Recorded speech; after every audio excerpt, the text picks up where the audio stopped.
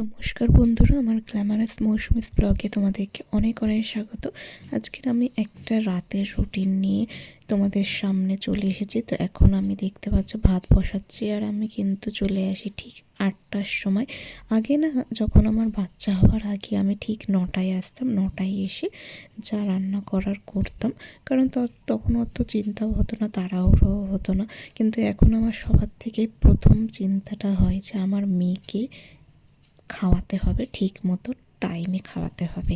আর মাঝে মাঝে না এরকম রান্না করতে করতে না আমার মাঝে মাঝে যখন টাইমটা একটু লেট হয়ে যায়, তখন নিজের উপরই ভীষণ রাগ হয় যে কেন আমি একটু তাড়াতাড়ি গিয়ে রান্না করলাম না। একটু তাড়াতাড়ি গিয়ে রান্না করলে হয়তো আমার মেয়েটা ঠিক মতো টাইমে খেতে পারতো। তাই জন্য আমি এখন থেকে না 8টার সময় চলে আসি, কারণ অনেক কিছু থাকে করার। যেমন আমার মেয়ের খাবারটা আমি প্রথমে বসাই। প্রথমে দেখো ভাত হবে বলে আমি ভাতের হাঁড়ি বসিয়ে দিলাম, ভাতও বসিয়ে দিলাম। এরপর আমার মেয়ের রুটি করবো। আজকের ওকে ভাবলাম যে অনেক দিন ধরে খিচুড়ি দিচ্ছি, তো আজকে ভাবলাম যে দুধ রুটি দেবো। আর আমার শাশুড়িও রুটি খায়, তো দুজনের একসাথেই রুটি আমি করে নিচ্ছি একসাথে। আর এটা শুধু আটার রুটি, ঠিক আছে? আমি মাঝে ওকে ময়দার রুটিটা আমি দিই না বলতে গেলে। তো যখন দেখি যে আটা ময়দা ভাজানো থাকে, তখন আবার মেয়ের জন্য আমি আলাদা করে আটার রুটি মাখি। আবার আমার শ্বশুর শাশুড়িদের জন্য রুটি করতে হলে তখন আবার আলাদা করে মাখতে হয়। কিন্তু এখন যেহেতু আটার রুটিটাই আমি আছে যখন, তো দুজনের জন্যই করে নিচ্ছি। তো এখানে আমি তাড়াতাড়ি করে রুটিটা করে নিচ্ছি, কারণ দুটো রুটি আমার মেয়ের জন্য ভিজিয়ে রাখতে হবে। আমি প্রথমে গরম জলে রুটি দুটো ভিজিয়ে রেখে দিই। তো কিছুক্ষণ ভিজিয়ে রাখলে না নরম হয়ে যায়, তো হাত দিয়ে চটকাতে সুবিধা হয়। তারপর যখন দেখি যে প্রায় 15-20 মিনিট পর যখন দেখি রুটিগুলো একদম নরম হয়ে গেছে, তখন আমি হাত দিয়ে ভালো করে চটকে নিই।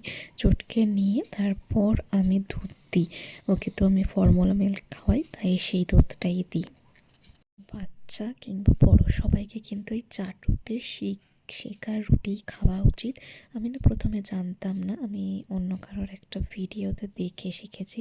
এইভাবে চাটুতে শিখে রুটি খেলে কিন্তু খুবই ভালো। আর আগে না আমি ওই গ্যাস যেটা বেরোয়, যেটা বলতে পারো ওই গ্যাসে যেভাবে সেকে ওইভাবে শিখে খেতাম। তো যখন আমি একটা ভিডিওতে দেখলাম যে ওটা খুবই বাজে, কারণ গ্যাসের যে কারণ ওর মধ্যে বিভিন্ন ধরনের ধরো কেমিক্যাল থাকে, তো যেটা আমাদের শরীরের পক্ষে ভীষণই খারাপ। কারণ উনুনে একটা সেকায় ওটা একটা আলাদা জিনিস, আর গ্যাসের সেকা একটা আলাদা জিনিস। তাই জন্য আমি এই চাটুতেই রুটি শিখে আমার মেয়েকেও দিই, আর আমার শাশুড়িকেও খাওয়াই। কিন্তু আমার শাশুড়ি তো আগের ধরনের এটাই করে। এবার করব মাছের ঝাল, যার জন্য আমি কড়াটা বসিয়ে নিয়েছি। তো রাত্রে আমরা সবাই মাছের ঝাল খাবো আমার শাশুড়ি ভাত দিয়ে। তো এখানে দেখতে পাচ্ছ আমার মেয়ের এরকম রুটিগুলো ছোট ছোট ছোট ছোট একদম টুকরো করে নিই। এরকম ছোট ছোট টুকরো করলে না হাত দিয়ে চটকাতেও খুব সুবিধা হয়।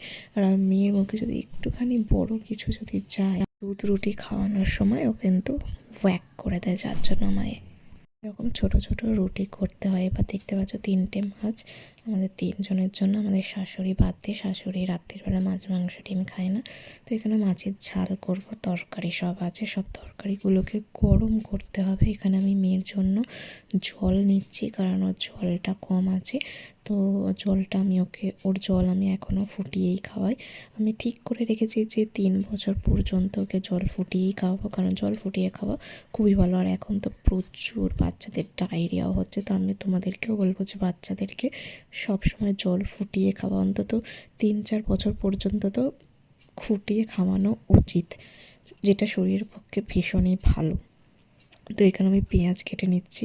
আমার ছুরি দিয়ে কাজ করতে ভীষণ ভালো লাগে, তো ছুরি দিয়ে আমার ছটপট কাজ হয়ে যায়। তো এখানে পেঁয়াজ কেটে নিচ্ছি, টমেটো কেটে নিচ্ছি। তো আজকের রাত্রিরে একটু অনেক কিছুই করার রান্না, কিন্তু একটা মেন যে তরকারি সব আছে, তরকারি ফরকারি সব গরম করতে হবে। এখানে না 9টা বেজে গেছে, তাই জন্য আমি খুব তাড়াহুড়ো করছি এখানে। তাই জন্য আমি অত শত ভিডিও করিনি কীভাবে মাছের ঝাল করছি। আর সবাই জানো কীভাবে মাছের ঝাল করতে হয়। তো এখানে জল দিয়ে দিয়েছিলাম, 3টে মাছ দিয়ে দিয়েছি। তার মধ্যে আমার মেয়েও উপরে চলে এসছে। এখানে দেখতেই পাচ্ছ ভেজানো আছে, কিন্তু চটকানো হয়নি। আমি একটু পরেই চটকাবো, রুটিগুলো চটকাবো। তো আমি তরকারি এখানে দেখতে পাচ্ছ আমার মেয়ে চলে এসেছে, তোমাদেরকে দেখাচ্ছি, দাঁড়াও। ও ঘোড়ায় বসে আছে, ঘোড়ায় বসে বদমাইশি করছে ওর পুতুলটাকে নিয়ে ওখানে ওর ঠাকমার সাথে। তো এখানে আমি এসেছি তাড়াতাড়ি করে সব তরকারিগুলোকে গরম করে নিচ্ছি। আর আমরা না ভাত না একবার ফোটার পর বন্ধ করে রেখে দিই, তারপর আধ এক ঘন্টা পর আবার একটুখানি চালিয়ে ফুটিয়ে নিয়ে নামিয়ে নিই। তো গ্যাসও বাঁচে তাতে। তো তোমরাও এরকম করতে পারো যদি তোমরা গ্যাস বাঁচাতে চাও। আর এখন না বাচ্চা হওয়ার পর এখন মানে সবার থেকে বেশি আমার বেবির জন্য চিন্তা হয়েছে ওকে টাইম মতো খাওয়ানো, ওকে সব কিছু যেন টাইম মতো করানো। ঘুম পাড়ানোটা একটু মানে টাইম মতো হয় না, 11টা 11:30 রাত্রিরে বেজেই যায়, কিন্তু দুপুরবেলা ঠিকঠাক এখানে দেখতে পাচ্ছি এখানে আমি ওকে খাওয়াচ্ছি আর ওই দুষ্টুমিটা করছে।